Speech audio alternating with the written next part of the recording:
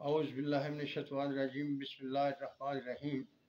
मुअज़्ज़ज़ सामीईन व नाज़रीन, अस्सलामु अलैकुम। आज मैं आपके सामने खुदा, इलाह और माबूद या इंसान के तअल्लुक़ पर बात करने वाला हूँ। इस वीडियो में हम ये देखेंगे कि अल्लाह और इंसान का आपस में कैसा तअल्लुक़ है, क्योंकि दोनों ज़ातें मुख्तलिफ हैं। वो इलाह है, खालिक है, इंसान को पैदा करने वाला है, इंसान मखलूक है। वो नूरी ज़ात है, इंसान खाकी ज़ात है। इनका आपस में कैसा तअल्लुक़ बनता है, कैसा रिश्ता कायम होता है। देखिए, खुदा ताला कदीम है, अज़ल से अबद तक। उसकी ना इब्तिदा है ना इंतहा है। इंसान की इब्तिदा भी है और इंतहा भी है। इंसानी ज़िंदगी के मुख्तसर से अरसे में इंसान ने अल्लाह से अपना रिश्ता कायम करना होता है। वो कौन से तरीके हैं, कौन से ज़रिए हैं, कौन से अमाल हैं जिससे इंसान अल्लाह ताला से अपना रिश्ता कायम करता है। कदीम और हादिस का आपस में जोड़ तो नहीं है, लेकिन तअल्लुक़ तो बनाना है, मजबूरी है, तअल्लुक़ कायम करना पड़ेगा। इसके सिवा इंसान के लिए कोई चारा ही नहीं है। अगर ये अपना तअल्लुक़ अल्लाह ताला के साथ नहीं बनाता तो कुफ्र में चला जाता है, काफिर कहलाता है, जिसकी सज़ा जहन्नम है। लेकिन अगर ये अल्लाह ताला से अपना तअल्लुक़ कायम करता है और उस तअल्लुक़ को मोहब्बत की शक्ल देता है, तो इसके लिए जन्नतों के दरवाजे खुले हैं। अल्लाह ताला की रहमतों के अनवार की बारिश होगी इस पर। लेकिन देखना यह है कि ये अपना तअल्लुक़ कैसे बना सकता है।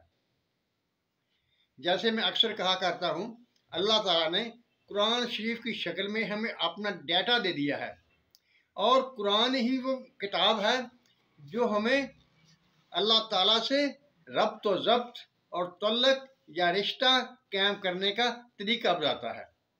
अल्लाह ताला ने कुरान शरीफ में इरशाद फरमाया हुआ है, हुज़ूर सल्लल्लाहु अलैहि वसल्लम खातिब करते हुए अल्लाह कहता है, कुल इन कुंतुम तुहिब्बूनल्लाह फत्तबिऊनी युहब्बुकुमुल्लाह व यगफिर लकुम ज़ुनूबकुम हुवल्लाहु गफूरुर रहीम। अल्लाह गफूरुर रहीम।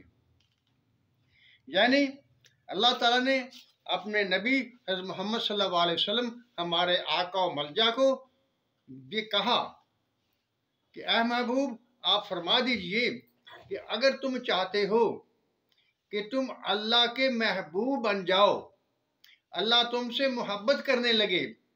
देखिए, यहाँ थोड़ा सा फ़र्क है। इंसान का अल्लाह से मोहब्बत करना और इलाह का इंसान से मोहब्बत करना।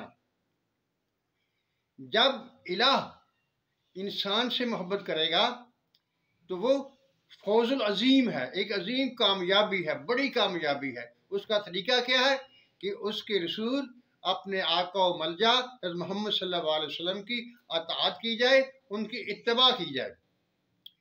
लेकिन सिर्फ खाली खोली इब्तिदा नहीं चाहिए, इसमें मोहब्बत का रंग भरना चाहिए।